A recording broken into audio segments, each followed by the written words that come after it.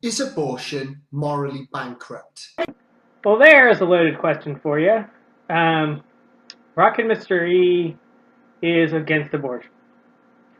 And I'm going to end up using a lot more empirical evidence on this instead of just talking about his philosophical evidence than I have, or philosophical arguments as I have on previous videos, because it requires empirical evidence because he makes empirical claims, not philosophical claims.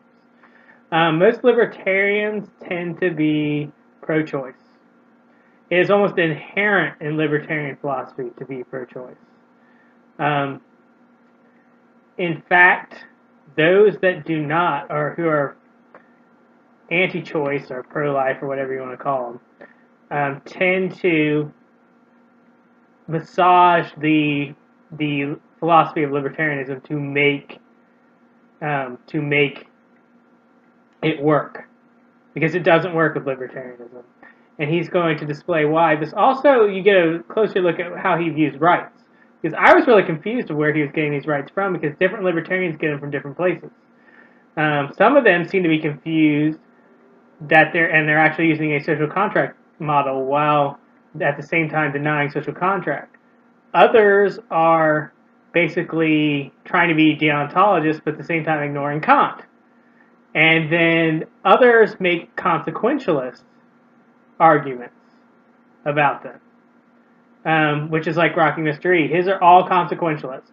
So we're going to go through his stuff and we're going to see what we get. There was a time I would have endorsed early term abortion, but as I've developed my understanding of philosophy, I've realised that abortion is not permissible alongside any principle where aggression is deemed immoral. Okay, you'll notice right away as we go through this, he never addresses early term abortion. I would consider an early term abortion to be under 12 weeks, because that's the first trimester. Um, and most abortions take place under 12 weeks. I'm going to bring up the actual numbers as we go along. But he's never going to bring it up. And he uses, as libertarians who are against abortion always do, the non-aggression principle. Rocket Mr. E's version of the non-aggression principle is consequentialist, so it doesn't apply to a fetus at all. But I did some research on what a lot of libertarians have thought about abortion. Ayn Rand thought it was ridiculous to say that a fetus had rights, and Murray Rothbard compares a fetus to a parasite, which you can't get more disdainful toward a fetus than that. Um, he says that the fetus has no right to live off the mother like a parasite. Um, so very strongly pro-choice stance is there. They believe in the non-aggression principle, as does Rocking Mr. E. So let's see how he handles it. Considering that any sustainable civilization must be based on non-aggression, this makes abortion totally incompatible with such a system of values.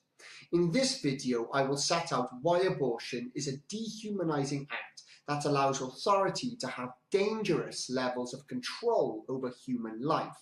Rockin' Mr. E trying to make it seem like he's for freedom, for wanting to be against abortion. Now, if abortion is banned, that is a situation where the state is exercising its authority over a woman and will not allow her to get an abortion. If it's legal, then a woman is allowed to make her own decisions about her reproductive rights. So how is that giving human beings a dangerous control over authority? I argue it's actually the other way around. I often find myself setting out the definition of a right somewhere within my videos because this is essential to understanding the fundamental basis of objective morality. A right can only be something you can achieve naturally, which is why I often call them natural rights. This is more or less a Lockean view on rights, I guess.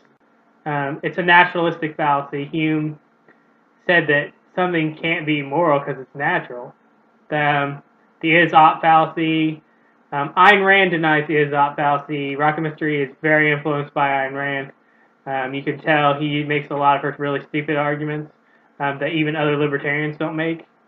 So his version of libertarianism is very influenced by Ayn Rand, especially since he seems to be a consequentialist like her and have this like naturalistic idea of ethics. But Hume already proved a long time ago that naturalness does not correspond to ethical. So he's going to make this really stupid argument. it's already a fallacy. Like, his entire idea of rights is based on a fallacy.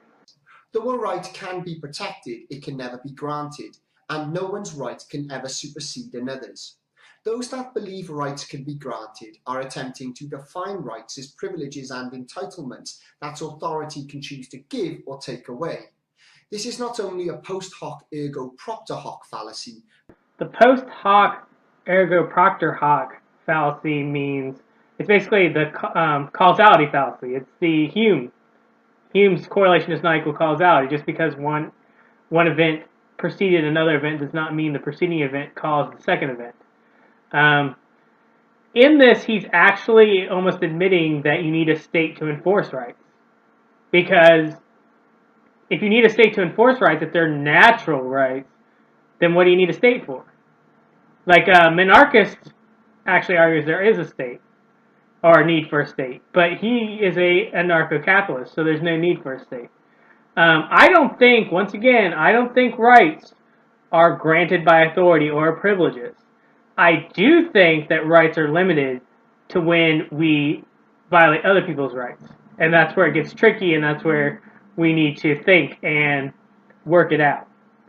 He thinks that a right can't violate another person's right inherently, which I don't know where he's getting it from, because he's basically admitting that the state needs to enforce the rights. He just has a very simplistic idea of rights, and a simplistic idea of politics, and a simplistic idea of ethics that is just anti-philosophical, not even philosophical. It's also very dangerous and is the foundation for all totalitarian thought.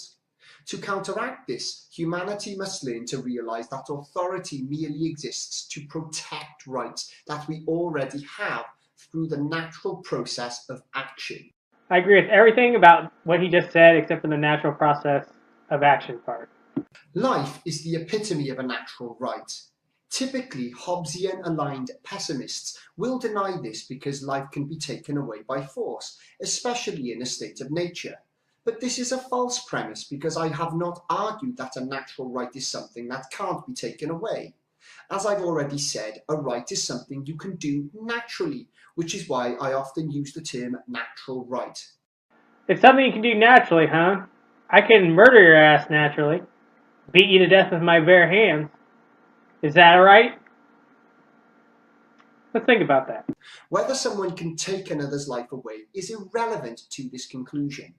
Life is natural because it's something inherent to all living creatures. We have to fulfill certain actions to stay alive, but again, nature has provided us with the ability to carry out these actions naturally. It says life is a right because it's inherent to all living creatures. Now, this would kind of be like a Kantian argument. Like, Kant would say that it's irrational to kill because of the logical contradiction. That you wish to kill, but wish not to be killed. So it's a logical contradiction. There's nothing really natural about it. It's just a logical contradiction.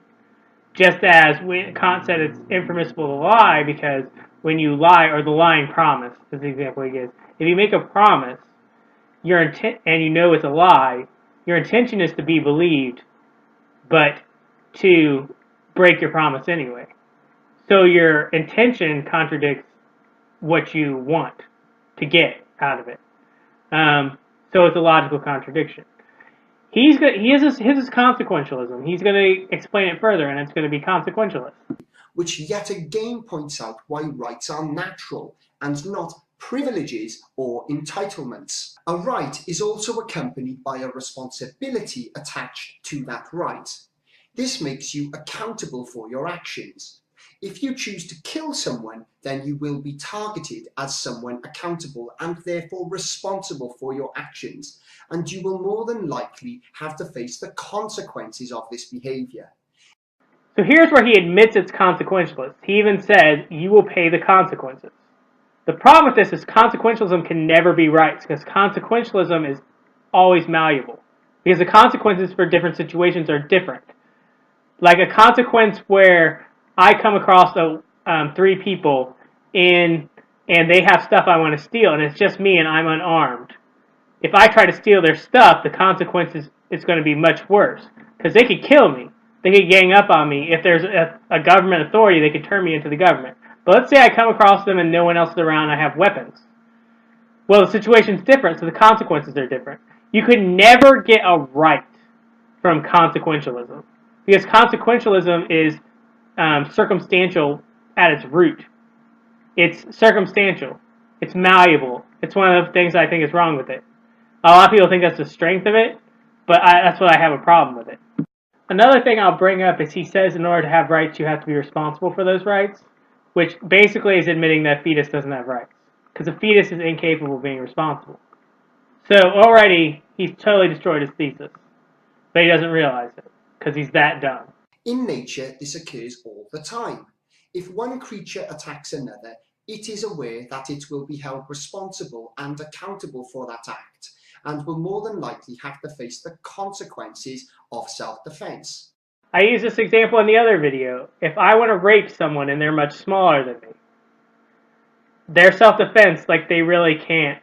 In fact, if I threaten to kill them, then they need to go along with it and not fight back, because I'm just much bigger. I'm going to kill them. So they need to submit to me. Now, you could say the consequences were, I don't know who this person knows. They may, like, run off, get somebody to help them, and then come back and enact vengeance against me. But what that teaches me in terms of consequences is, even though I threatened to kill them and promised I wouldn't, I should kill them anyway. I should snap their neck. Because letting them live has consequences. But killing them, that minimizes the consequences. That's what I get from his ethics. Because they're consequential. They're not deontological. They're not rules.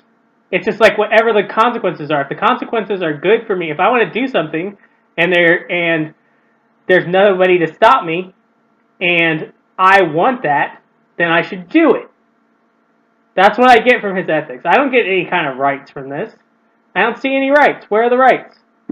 This is a natural process that happens whether you acknowledge it or not, and it's absolutely pointless at best and intellectually dishonest at worst to deny this.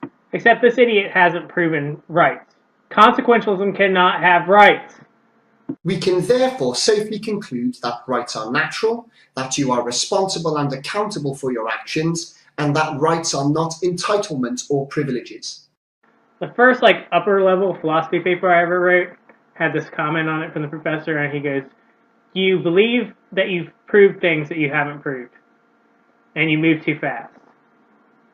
Rock and Mystery needs that same note. So where does this leave the idea that abortion is a right? Consider this. An adult of reproductive capacity is responsible for any sexual activity they undertake, and is accountable for any outcome from this act. In the event that a life is conceived, both adults involved are responsible for having exercised their rights as adults of reproductive capacity. At this point, various advocates of abortion will try to decouple rights and responsibilities. However, this only occurs with the female involved. The male, on the other hand, will always be held responsible as a parent, but will have no right to be a parent in the eyes of modern society. It should be noted, however, that logically, only those capable of being responsible for their rights deserve them. I've talked about in previous videos how people misunderstand equality, and the abortion thing is pretty much a cut and dry misunderstanding of equality. Now, when we say people are equal, we take in the differences of them into account. Women are capable of carrying a child. Their bodies incubate that child. Therefore, they, as a rational entity, should have control over that. Now, Rock and Mystery is an MRA, and his MRA stripes are showing. He's saying that men don't get any choice, because men can't force a woman to have an abortion if they don't want the child, and men also can't stop a woman from getting an abortion if they want to get the child. Now, I was actually in this situation. I was in a relationship. My girlfriend got pregnant. She wanted to have an abortion. I didn't want her to abort the fetus. Because the reason she wanted to have an abortion is because she had a health issue, which made the likelihood of her carrying to term very risky. It wasn't risky to her, it was just risky to the fetus. So if it was risky to her, I would have said, get the abortion. but it was risky to the fetus. And I convinced her to not get the abortion. And it was horrible because she did have a miscarriage. And I realized later that it had put such an emotional toll on her because she felt that she needed to have this baby for me. Because I didn't mean to make her feel that way, but I had made her feel that way. And as a result, the trauma of having a miscarriage was way worse than having gone and had an abortion, where she had control of the situation and it was her choice. So I did that to her, and I regret it. Men don't seem to get this idea. Like, I've been pro-choice most of my adult life.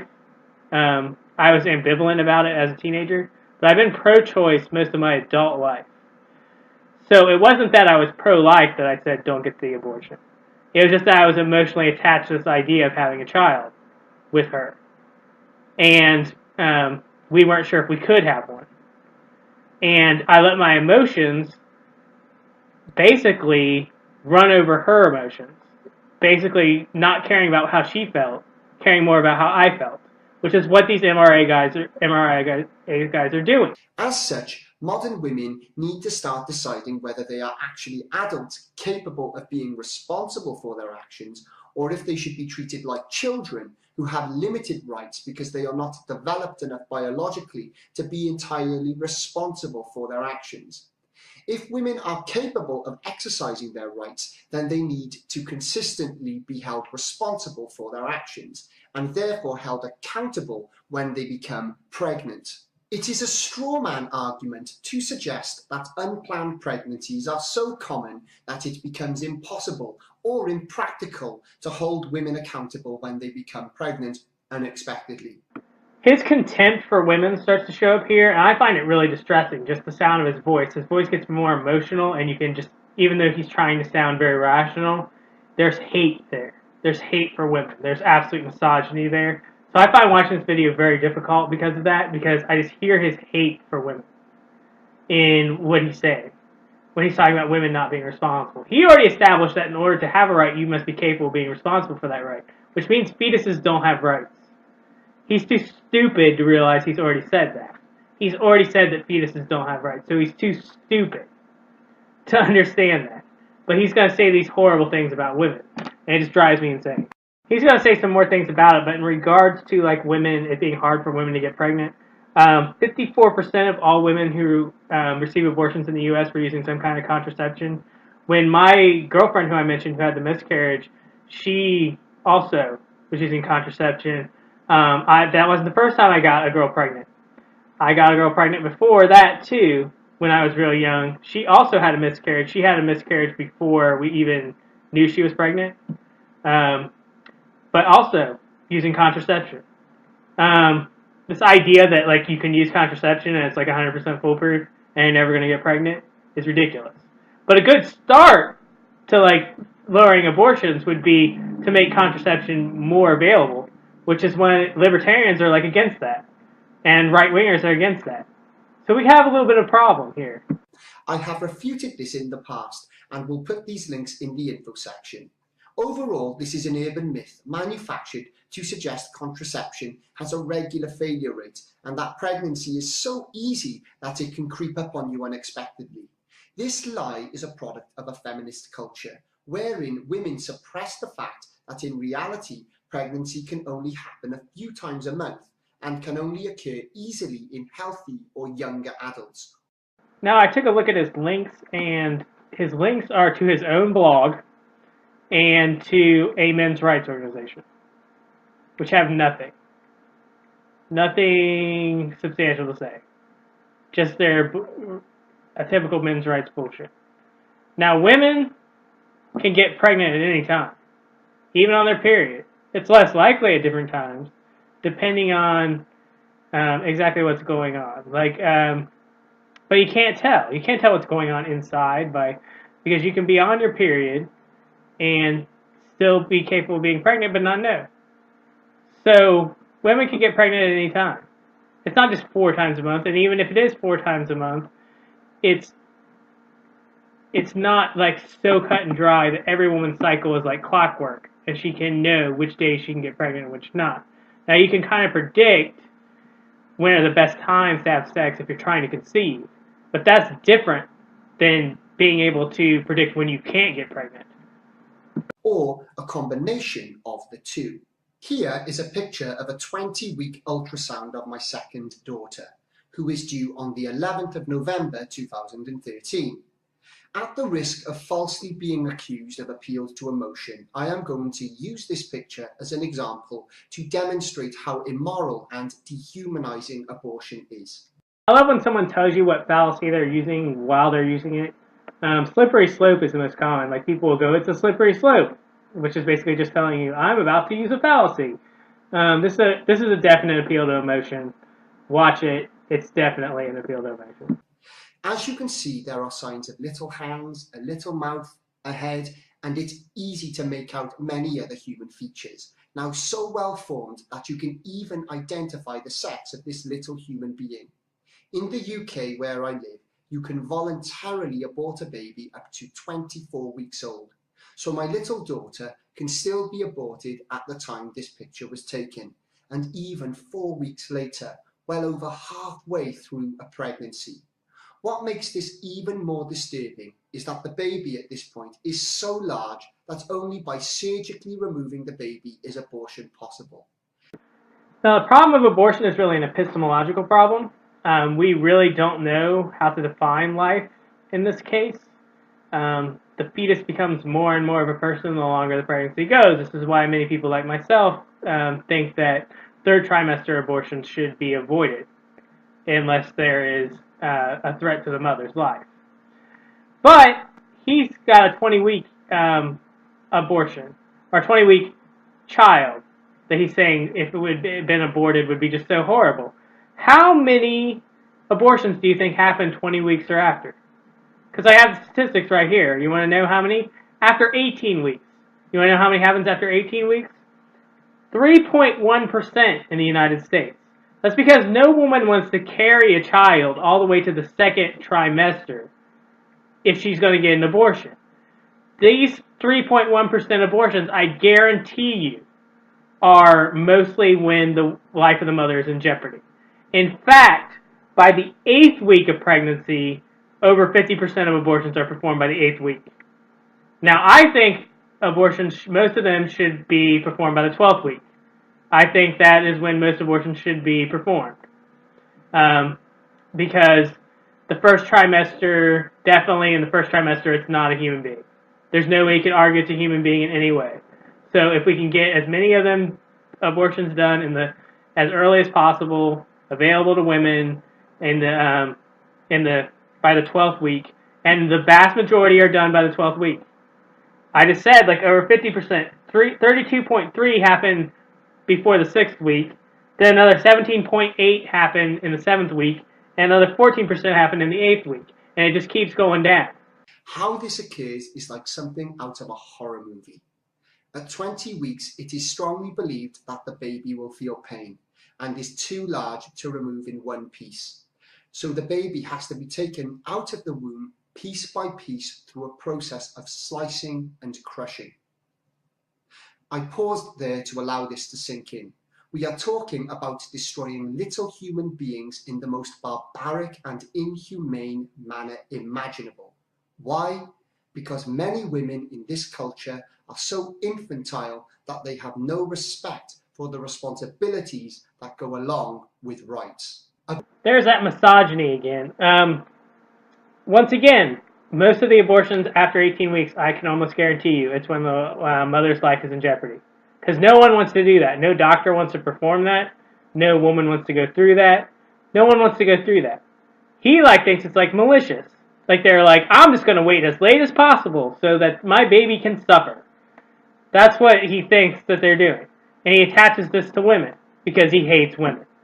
A baby in the womb is a human life. It doesn't matter that the baby has to rely on the mother to live. The mother exercised her right to have sex and must therefore accept the responsibility that goes along with this, like an adult. The argument for abortion becomes even more impossible to defend when we consider that, in the event of unprotected sex, a morning after pill can be taken. There is no excuse for an unplanned pregnancy, and if the mother is incapable of raising a baby, then she should give it up for adoption. In spite of what many will claim, adoption waiting lists are full of couples denied the opportunity to raise a child by bureaucratic red tape. What he says here is kind of accurate. The problem is the morning after pill. It's starting to become more available, but in the U.S., the religious right tried like hell to keep the morning after pill away from people. And the morning after pill, it prevents implantation, so it doesn't kill anything. It doesn't like destroy a fucking 1-day-old fetus or something like that. It doesn't even do that. Though I wouldn't even have a problem with it if it did. If like it actually like killed a fetus that was like 1-2 days old, which is really just an egg with sperm in it at that point. I wouldn't have a problem with it either. He makes even though he was talking about early term abortions, he makes no difference between early term and late term abortions. So I don't know. He must think that life begins at conception, which is insane. Because life doesn't begin at conception, it continues at conception. Because the sperm is alive and the egg's alive. Like, when does this thing become alive? When does it have rights? He's always talking about the mother's responsibility, but he said you can't have rights without responsibilities. So that means that a fetus can't have rights. It can't have rights. It's incapable of responsibility. That even means a newborn baby can't have rights, which will be significant to what he says later. Now, when he talks about adoption lists being long, it's not because of bureaucratic red tape. It's actually because there just aren't enough babies. And abortion is part of the reason why. Because abortion, as we've moved along in a society, we've realized that having abortion available to women is a good thing. So now it's more difficult to get a baby. But a lot of people will stay on these waiting lists because they will only raise a white baby. That's the real problem, is they won't take a baby that is a different race. That's why I see it all the time, like white couples with Asian or black babies, all the time, because you don't have to wait as long. A lot of these people are waiting a long time because they're racist, and they won't take anything but a white baby. Any woman unprepared to see a pregnancy through to full term has no excuse for her behaviour. If she is too mentally unstable to see a pregnancy through to the end and would have a backstreet or even a self-induced abortion, then her state of mind must seriously be called into question. Once again, Rockin' Mystery, how does the fetus have rights? How does the fetus have rights using your ethical system? Please explain it to me. To be this callous about an innocent human life is a monstrous act that only someone with a sociopathic dearth of empathy could ever endorse. Rockin' Mystery, he's fond. You can tell he reads Ayn Rand, because Ayn Rand was the same way. She would say that anyone who disagrees with her is mentally ill or crazy or stupid. He does that too.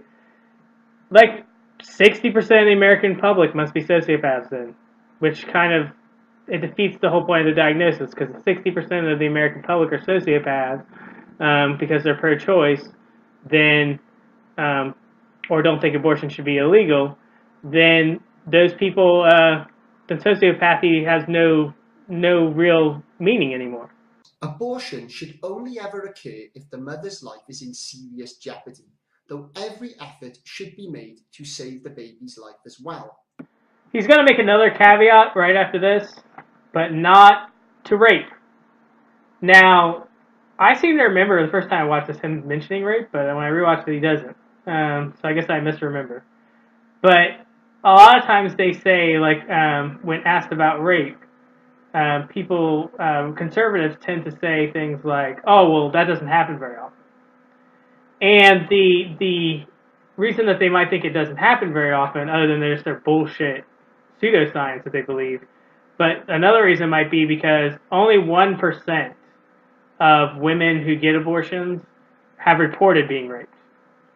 That means they went to the police and reported it. Now, we already know that rape is way underreported. So that means very little. It could be as high as 5, 6, 7% of women who seek abortions were raped. We don't know. We really don't know. This will not persuade Rock and Mr. E because it's the MRA. But even if it's 1% of women who get abortions are raped, that is over 12,000 women a year who would be forced to have their rapist baby. 12,000 a year, every year in the United States. The only other time abortion should be permitted is if the baby is severely deformed or disabled. Abortion is a very slippery slope that dehumanizes life and requires amorality which erodes human empathy and compassion. He has all the compassion in the world, but not for disabled people, apparently. Now, there's a lot of people who are parents of Down syndrome children who don't like the idea that we maybe very soon be able to just genetically test for it very soon, and then parents will have the option of aborting their child if it has Down syndrome. Why does the child not have rights if it has disability or if it's deformed? Why does it suddenly not have rights? If it had rights before, if the fetus had rights before, why does it suddenly not have rights? He has to justify that in some way. That's very Nazi-esque.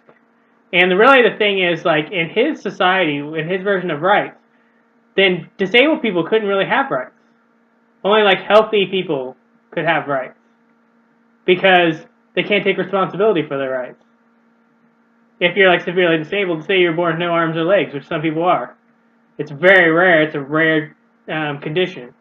But people are born without arms and legs. I have met these people. And their lives are very hard because of it. But their lives aren't worthless. They don't cease to be human beings. So, talk about a sociopath. How developed then do some believe a baby can be for an abortion to be acceptable? Shockingly, Oxford University ethicists have argued that even newborn babies should be terminated. Why? Because they are morally irrelevant, have no moral right to life, are not actual persons, and killing a newborn baby is no different to having an abortion. Apparently, if you're against this, you're opposed to the very values of liberal society.